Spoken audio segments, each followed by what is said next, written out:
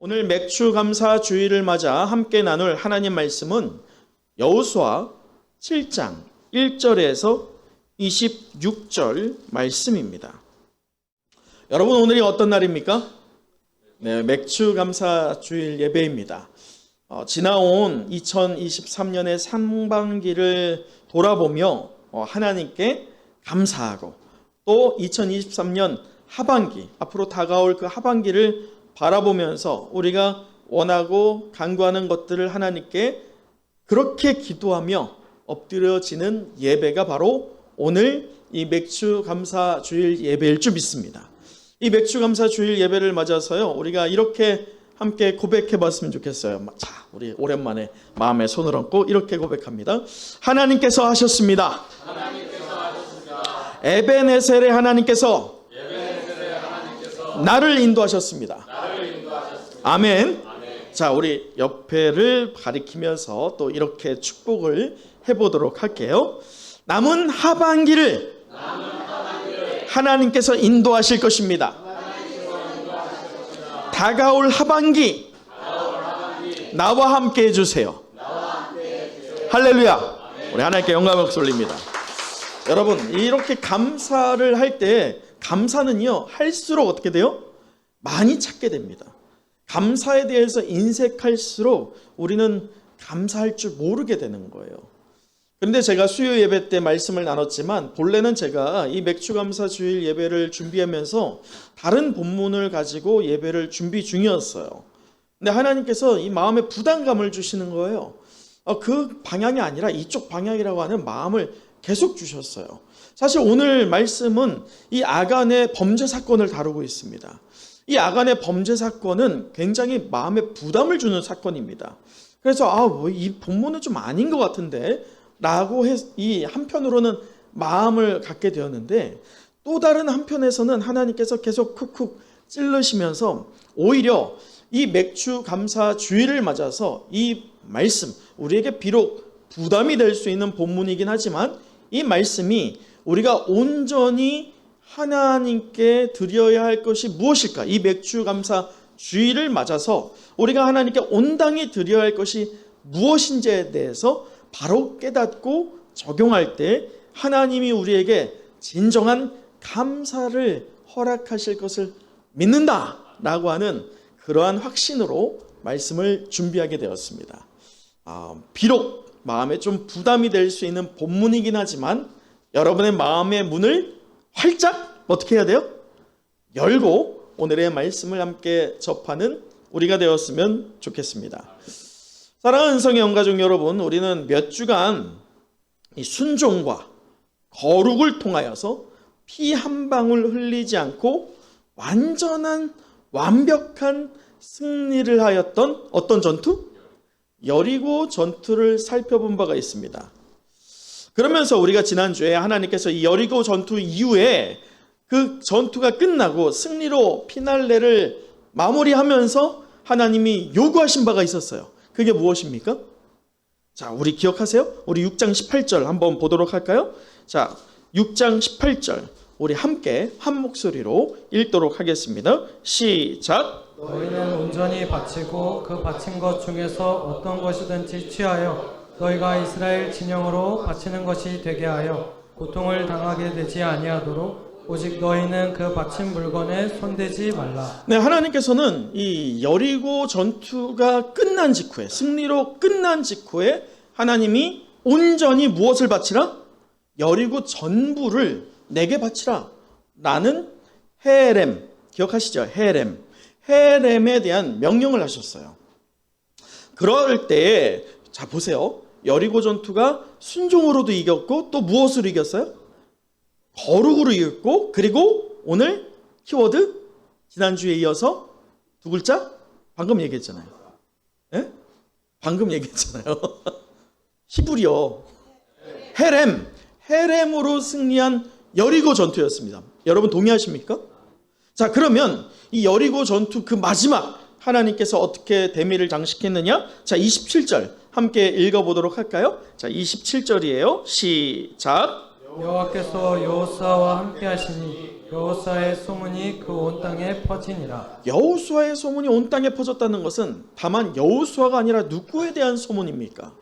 하나님이 어떻게 일하셨는지에 대해 하나님이 요단을 건너게 하셨을 뿐만 아니라 이 철옹성과 같은 여리고성을 무너뜨리신 하나님에 대한 소문이, 그리고 그 하나님에 대한 말씀을 순종하고 거룩함으로 그리고 헤렘으로 드린 그 여호수아와 이스라엘에 대한 소문이 모든 가나안 족속에게 소문으로 퍼지게 된 것이에요. 자, 그러면 6장을 이렇게 마무리했어요. 우리가 지난주에. 그러면 7장 1절에 여러분이 생각할 때 어떤 말씀이 딱 등장해야지 맞을 것 같아요? 자, 하나님께서 그 소문을 쫙 퍼뜨렸어. 하나님의 선한 이 소식과 우리 이천수 권사님 기도한 것처럼 우리 은성교회가 빛과 소금이 된 것처럼 이 여호수아와 이스라엘이 하나님의 어떤 역사를 바라는 그러한 인물들로, 그리고 족속으로 소문이 쫙 난 다음에 7장 1절에 어떤 이야기가 왔어야지 맞아요? 가나안 족속의 두려움, 이 물에 녹듯이 녹아내리는, 정신을 잃어버리는 그 가나안 족속의 반응들이 나와는 거, 그것도 맞는 것 같아요. 자, 그런데 오늘 아주 특이하게도 7장 1절은 분명히 이 흐름상, 이야기라는 게, 흐름이라는 게 있어요. 그 분위기도 있잖아요. 그 분위기와 이야기의 흐름상 분명히 와야 할 어떤 내용이 있는데 그것이 아닌 전혀 예상하지 않았던 어떤 말씀이 등장하고 있습니다. 자, 우리 7장 1절을 함께 읽어보도록 하죠. 1절입니다. 시작. 이스라엘 자손들이 온전히 바친 물건으로 말미암아 범죄하였으니 이는 유다 지파 세라의 증손 삽디의 손자 갈미의 아들 아간이 온전히 바친 물건을 가졌음이라. 여호와께서 이스라엘 자손들에게 진노하시니라. 지금 말씀의 7장 1절을 보면 분명히 6장은요 피 흘림 없이 완벽한 승리를 하였던 여리고 전투에 대한 이야기, 그리고 그 소문이 이 모든 가나안 족속에게 퍼졌다라고 하는 아주 좋은, 그리고 해피엔딩 같은 그런 내용으로 6장이 마무리되었어요. 그러나 6장의 시작의 그 1절에서는 분명히 이스라엘이 지금 무엇을 행했다고 합니까? 범죄를 행했다는 거예요. 범죄 사건에 대해서 하나님께서 이 말씀으로 시작하고 있습니다. 더 나아가서 하나님은 이 범죄한 이스라엘의 죄로 인해서 어떻게 되었다라고 1절 말미에 기록합니까? 하나님이 그거에 대해서 진노하셨다는 거예요. 여러분, 하나님의 진노는요, 하나님이 화가 나셨다 이게 아니에요. 진노는 반드시 어디와 연결되느냐? 심판과 연결됩니다. 하나님이 성경에서 진노하셨다라고 표현할 때는 반드시 그 이후에 진노로 끝난 적이 없어요. 진노 이후에는 반드시 심판이 있습니다. 사람이 죽어나갑니다. 그리고 무언가가 사건이 터지는 일들이 그 하나님의 진노함 이후에 등장하는 것이죠. 자, 그리할 때 6장과 7장의 분위기가 어때요? 너무 달라요. 너무 달라. 달라도 이거는 너무 달라. 분명히 6장에 이 기쁨의 소식이 있었다면 7장 더 기쁨의 소식이 있어야 되지 않겠어요?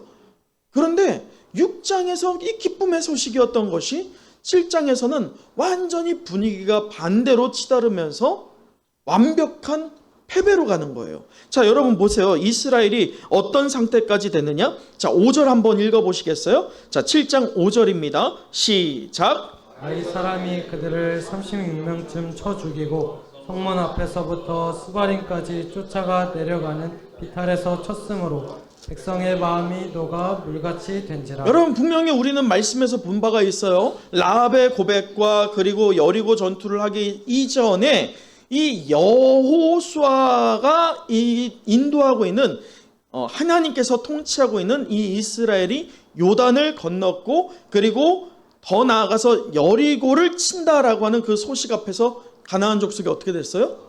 마음이 녹았고 정신을 잃어버릴 정도라고 했어요. 그런데 지금 누구의 마음이 녹고 있어요? 이스라엘의 마음이 녹고 있어요. 분명히 이 이방인들의 가나안 족속의 마음을 녹아뜨리던 이스라엘인데 오늘 7장이 되어서는 완전히 분위기가 반대가 되어서 오히려 이스라엘의 마음이 눈 녹듯 녹아버리고 있는 상황이 그려지고 있습니다. 이 6장과 7장은 분명한 의도적인 어떤 기록이 있다는 거예요. 6장이 이렇게 어떤 좋은 기쁜 소식이었다면 분명한 의도성을 가지고 7장에는 분명한 의도로 완벽한 패배와 범죄와 하나님의 진노의 사실을 다루고 있다는 것입니다. 이게 무슨 말이냐? 여러분, 여호수아의 저자가 누구예요? 여호수아서를 누가 썼어요? 제가 지금 힌트 드렸잖아요. 여호수아서를 누가 썼어요? 여호수아가 썼어요. 여호수아는 역사서입니다. 역사서가 보통 그러하듯이 역사서가 언제 쓰여집니까? 어떤 사건이 있을 때 그 사건을 보면서 적습니까? 아니에요. 그 사건이 끝난 이후에 그 사건을 생각하면서 역사적인 관점과 그리고 역사를 기록하는 사람의 입장에서 적어내는 게 역사서입니다. 그래서 사실 역사는 승리자의 기록이기도 하죠. 패배자의 입장에서 기록되지 않아요. 승리한 사람의 입장에서 기록되는 게 역사서입니다.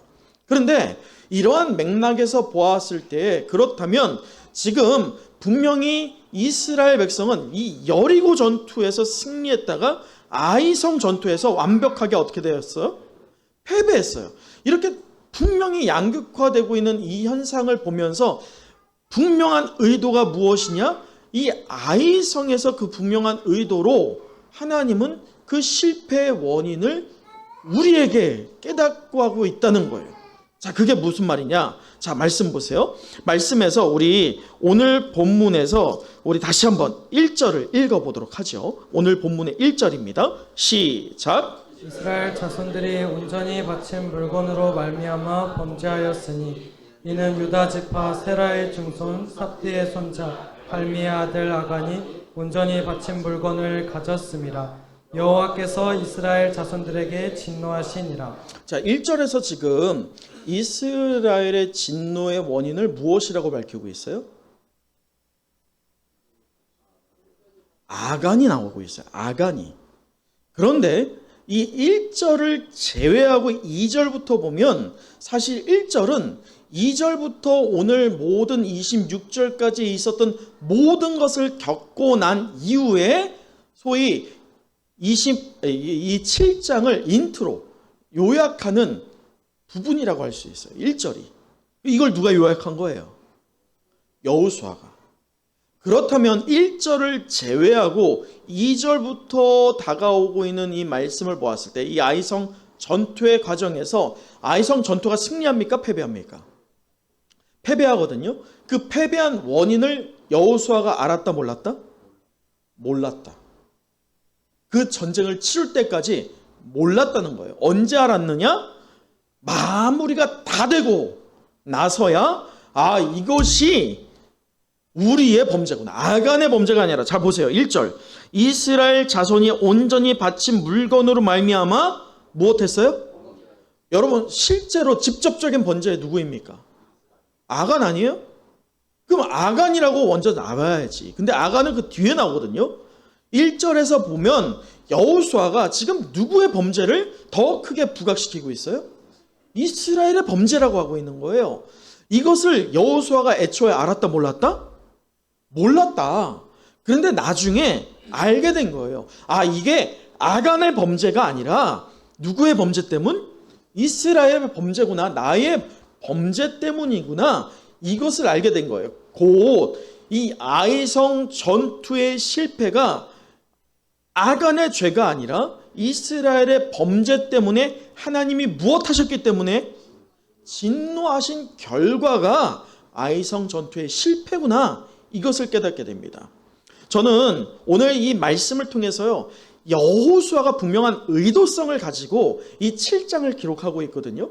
6장과 완전히 대비되어서 7장을 이 범죄와 진노의 사건으로 다루고 있어요.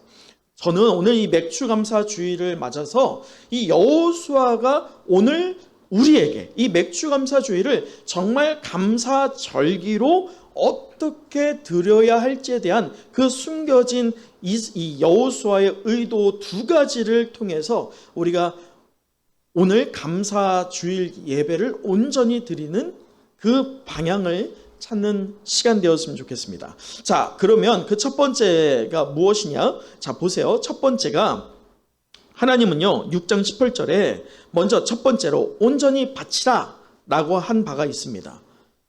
그럴 때 18절 마지막에 뭐라고 말씀하셨어요?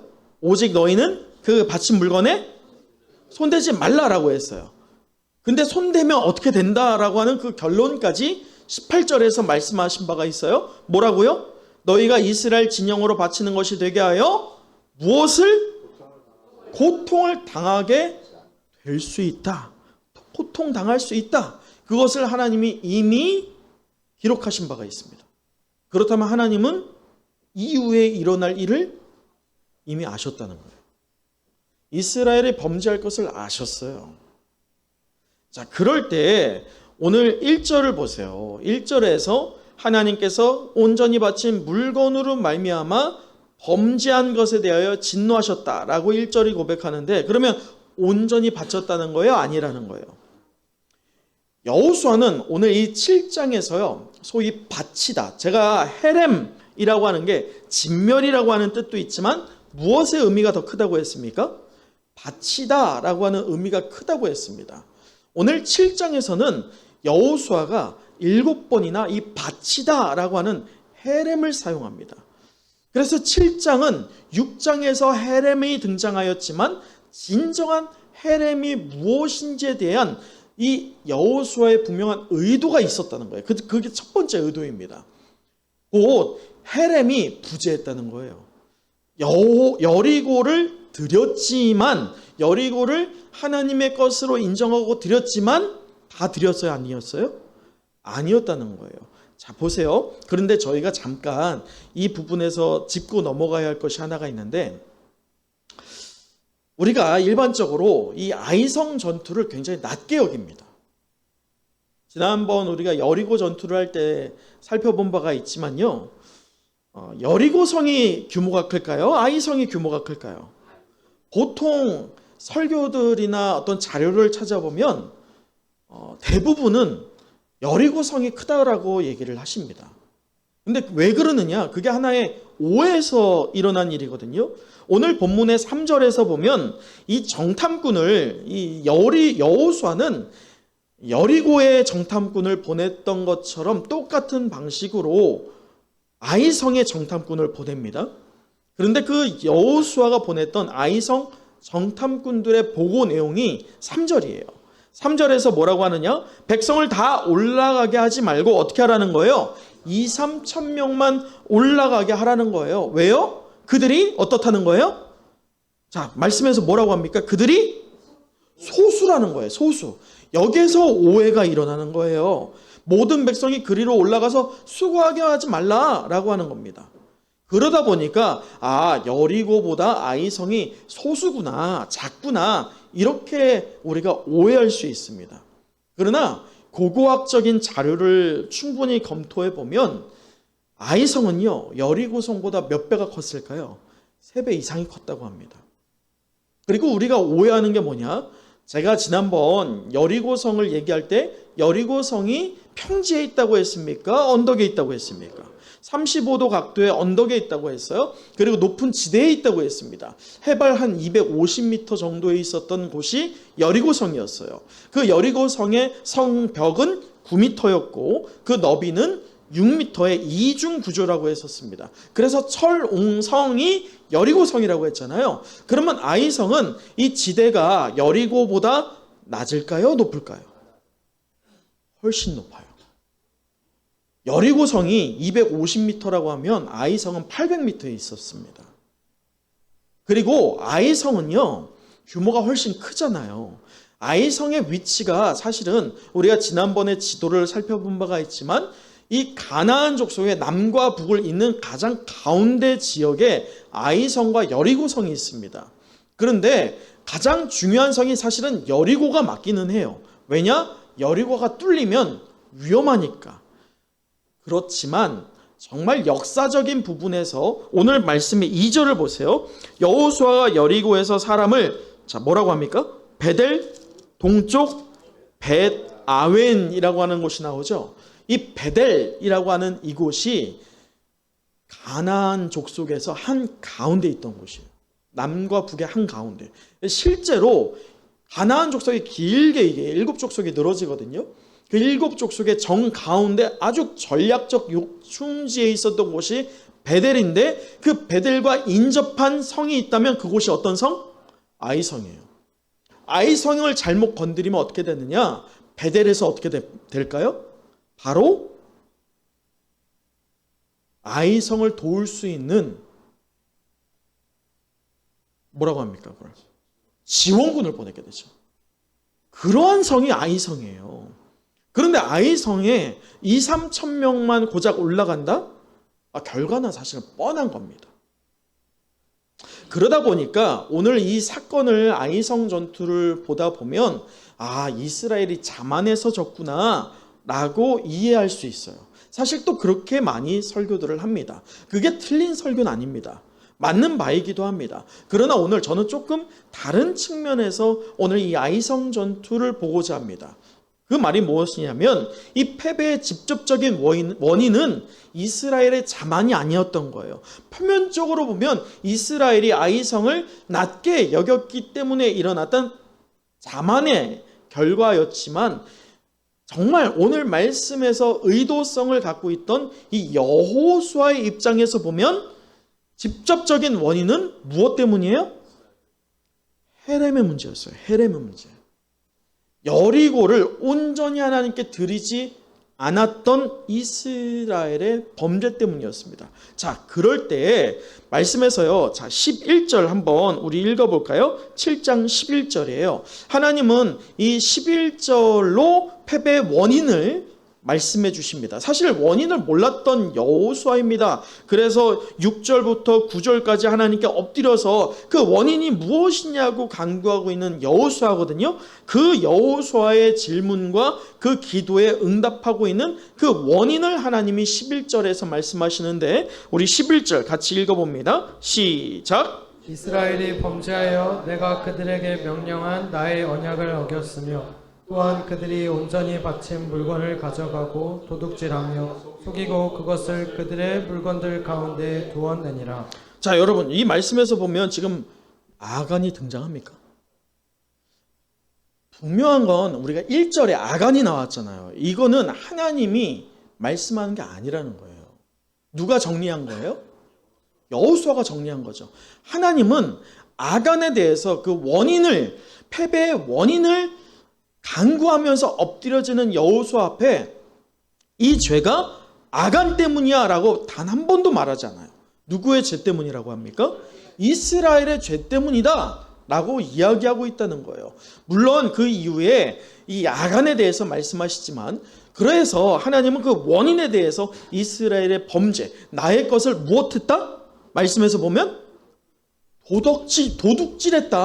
도둑질했다는 거예요. 하나님께 온전히 드린 것이 되지 않은 것을 도둑질했다라고 하나님이 말씀하시는 겁니다. 그러면서 13절에 해결 방법을 주세요. 이 문제의 해결 방법. 자, 13절 또 읽어봅니다. 시작. 너는 일어나서 백성을 거룩하게 하여 이르기를 너희는 내일을 위하여 스스로 거룩하게 하라. 이스라엘의 하나님 여호와의 말씀에 이스라엘아 너희 가운데 온전히 바친 물건이 있나니 너희가 그 온전히 바친 물건을 너희 가운데에서 제하기까지는 내 원수들 앞에 능히 맞서지 못하리라. 여러분, 지금 하나님께서는 그 원인 해결로 아간이야 제가 그랬어 라고 하지 않으세요.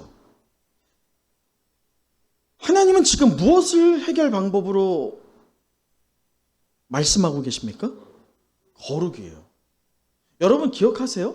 하나님께서 요단강을 건널 때 실제적으로 어떻게 뗏목을 만들어야 될지, 이 건널 때 어떤 전략을 세워야 할지, 어떤 대열로 가야 할지 한 번을 말씀 안 하십니다. 하나님은 여호수아에게 단 하나만을 먼저 명령하십니다. 그게 무엇이었어요? 거룩이었어요. 또 여리고 성을 무너뜨리기 이전에도 똑같이 할례와 그리고 유월절을 통해서 이스라엘을 무엇하게 하셨습니까? 거룩하게 하셨던 하나님이십니다. 지금 헤렘 사건에 이어서 그 두 번째 숨겨진 여호수아의 의도가 등장합니다. 그게 뭐냐? 하나님께 거룩함을 잃어버린 거예요. 그래서 하나님은 지금 다시 아이성 전투를 패배한 이스라엘에게 무엇을 요구하는 겁니까? 거룩을 요구하세요. 근데 놀라운 게 있어요. 여러분, 거룩을 잃어버리면 하나 똑같이 잃어버리는 모습이 있습니다. 이 무슨 말이냐면, 제가 여러분 그 초두에 여러분에게 질문 드렸죠. 6장은 승리의 소식입니다. 그리고 기쁨의 소식이에요. 그러면 이 기쁨과 승리를 얻은 직후에 나와야 되는 7장 1절에 기록되어야 할 내용이 있다면 가장 무엇이어야 될까요? 우리 유영준 집사님이 말한 것처럼 가나안 족속이 두려웠다? 그것도 맞겠지. 그러나 그보다 더 시급하고 더 우선시 기록되어야 할 내용이 있다면 무엇일까요? 감사예요. 여러분, 오늘 성경을 어디를 봐도요, 여리고 전투 승리한 이후에 감사했어요? 없어요. 감사가 없어요. 거룩을 잃어버리니 무엇이 잃어버려요? 감사가 없는 거예요. 오늘 말씀에서 거룩함을 잃어버리니까 감사가 없어요. 감사가 없으니까 어떻게 돼요? 자, 보세요. 지금 분명히 여호수아가요, 요단을 건널 때도 그렇고요, 그리고 이 여리고 전투를 앞두고 나서도 그가 했던 일이 무엇인지 기억하세요?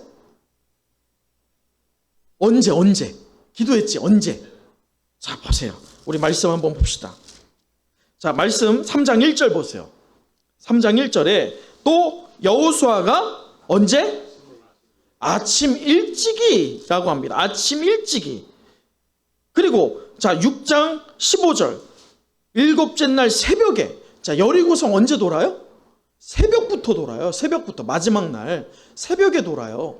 이것은 이 여호수아가 그것을 하나님께 기도함으로 묻고 또 하나님의 방법을 확인했던 작업이 여호수아가 있었던 거예요. 근데 봐보세요. 아이성 전투에서 정탐꾼 보낼 때 있어요? 없어요. 하나님의 자리가 없어요. 하나님이 어디에도 틈에 들어갈 자리가 없어. 그리고 여호수아가 이 정탐꾼의 소식을 듣고 점검합니까? 이것이 정말 맞는지 하나님께 구합니까? 없습니다. 그냥 이 정탐꾼들의 말을 그대로 받아들입니다. 그 말은 지금 이스라엘 진영 안에서 여호수아를 비롯하여서 모든 이스라엘에게 하나님이 사라진 거예요. 여러분, 여호수아가 여호수아서의 저자라고 했어요. 1장에서부터 6장까지를 보면 분명히 점진적으로 성취하고 있고 커져가는 여호수아입니다. 두려움 가운데 있던 여호수아에게 강하고 담대하라라고 하는 말씀을 3번이나 하시면서 그를 일으켜 세우시고 점점 키워 가셨던 하나님의 이야기가 바로 1장에서부터 6장까지 이야기예요. 여러분이 여호수아라고 생각해 보세요. 1장에서 6장까지 기록하는 여러분의 입장은 어떻겠어요? 어깨가 이렇게 올라가지.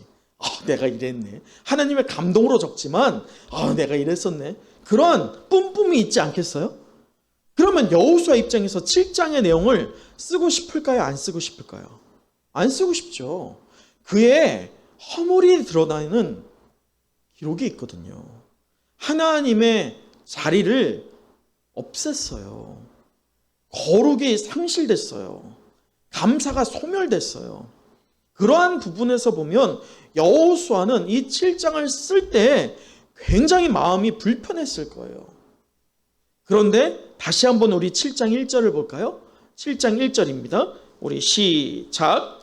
이스라엘 자손들이 온전히 바친 물건으로 말미암아 범죄하였으니 이는 유다 지파 세라의 증손 삽디의 손자 발미의 아들 아간이 온전히 바친 물건을 가졌습니다. 여호와께서 이스라엘 자손들에게 진노하시니라. 이유를 몰랐던, 이 아이성 전투의 패배의 이유를 몰랐던 여호수아가 끝내 그 이유가 무엇인지 알았어요? 몰랐어요? 알게 됐어요. 그건 꼭 아간 때문이 아닌 거예요. 여러분, 분명히 아간은 심판을 받습니다. 그 아간의 모든 소유와 아간의 가족들 모두 다가 돌에 맞아 죽고 그리고 불에 태움을 받습니다. 하나님은 헤렘을 끝까지 받으십니다. 근데 중요한 것은 이 과정에서 돌을 던지는 이가 있다면 그게 누구입니까? 자, 말씀 보세요.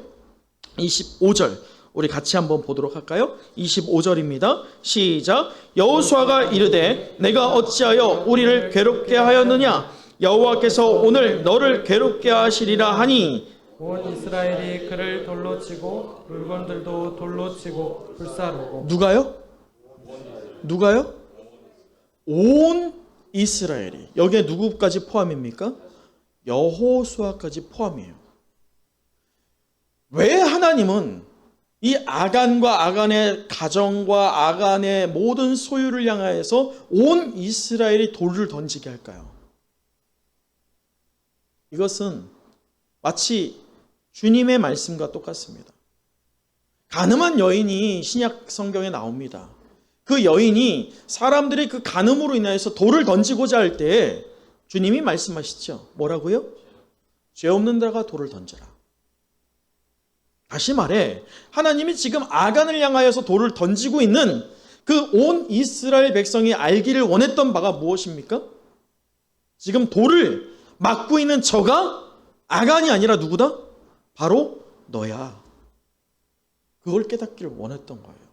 그걸 깨달았던 여호수아가 기록한 것이 1절입니다.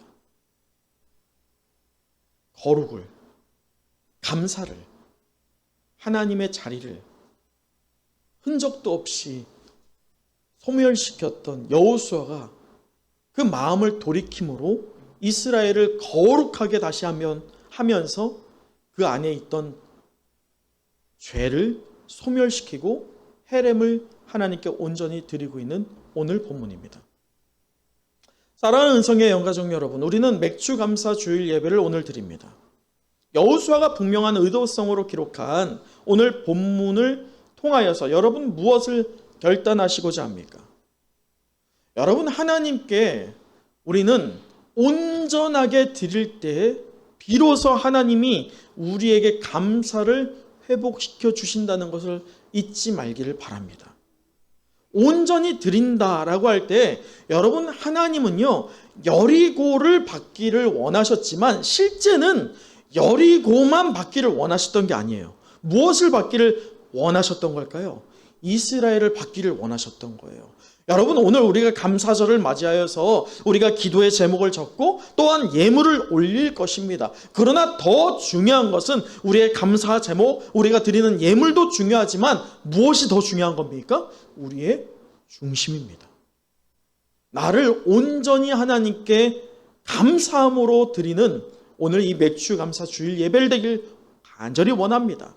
헤렘으로서 나의 삶의 일부분이 아니라 전부를 하나님께 올려드릴 때 또한 잃어버린 감사를 기억하여서 우리의 거룩함을 회복하여서 하나님께 감사의 기도를 올려드릴 때 하나님은 우리의 남은 하반기도 책임져 주시고 승리의 나팔을 불게 하실 것을 믿습니다. 말씀을 마치겠습니다. 오늘 우리는 이 맥주감사 주일을 맞아서 온전히 하나님께 드릴 때 허락되는 감사라는 제목으로 은혜의 말씀을 나눴는데 우리 마지막으로 26절 함께 읽어보도록 하겠습니다. 26절 시작. 그 위에 돌무더기를 크게 쌓았더니 오늘까지 있더라. 여호와께서 그의 맹렬한 진노를 그치시니 그러므로 그곳 이름을 오늘까지 아골 골짜기라 부르더라. 사랑하는 은성의 영가족 여러분, 오늘 여호수아 7장의 주제어가 있다면 무엇이라고 했습니까? 바치다라고 하는 헤렘입니다. 여리고 전투의 패배의 직접적인 원인이었던 아간, 그 아간을 하나님은 그대로 방치하지 않으셨죠. 그의 가정과 그의 모든 소유를 받기를 원하셨던 하나님이십니다. 그런데요, 우리가 영가족 이런 말을 많이 쓰잖아요. 여러분 정말 우리가 영가족이라고 그렇게 느끼십니까? 아멘. 우리 좌우 보시면서 당신은 나의 영가족이십니다 라고 축복해 보시죠. 시작. 당신은 나의 영가족이십니다. 근데요 여러분, 영가족이라는 말이 오늘 말씀에 적용해 보면 참 무서운 말씀입니다. 아간 한 명 때문에 아간의 가정이 모두 죽임을 당했어요. 아간한 사람 때문에 이스라엘 모두가 하나님께 범죄하였다라고 하며 진노의 심판을 받게 되었습니다. 그것이 바로 아이성의 패배이죠. 그런데 여러분, 우리의 가정에, 우리 교회에 아간이 있을 수 있어요. 아간을 어떻게 하시겠어요? 돌로 치시겠어요? 아니죠. 오늘 하나님은요, 오늘 아골골짝이라고 하는 게 나오죠. 아골골짝 하면 떠오르는 찬송가 있지 않으세요? 푸른바다 나서니 몸 어디든지 가오리라. 그 2절이 뭐예요? 아골골짝 빈들에도 복음 들고 가오리다. 여러분, 우리 가정 안에, 우리 공동체 안에 아간이 있을 수 있어요. 그 아간의 죄를 없이 하는 것 어려워요. 그러나 아간을, 그 영을, 죽어가는 그 영혼을 하나님께로 돌이키는 것은 가능할 줄 믿습니다. 그 아골골짝은요, 심판의 자리예요. 하나님은 그 자리로 우리를 내모십니다. 영혼 구원하라고 말이죠. 어휴, 저 징글징글한 인간을 구원하라고 말입니다. 제 아내가 맨날 저한테 하는 말이 있어요. 조용히 해요, 조용히 해.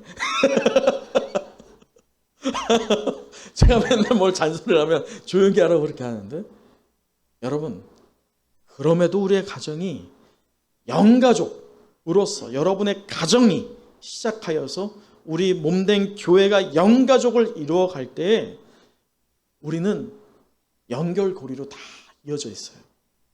어느 한 곳이 병들어 있다고 해서 잘라낸다? 그건 가족이 아니에요. 그 가족을 구원하기 위해서 우리는 몸부림쳐야 할 것입니다. 그곳이 심판의 자리인 아골골짝일지라도, 소돔과 고모라일지라도 그 영혼 구원하기 위해서 하나님은 우리를 보내십니다. 사랑하는 은성의 영가족 여러분, 이 맥주 감사 주일을 맞이하여서요, 오늘 여러분이 가장 소망해야 할 것이 무엇일까요?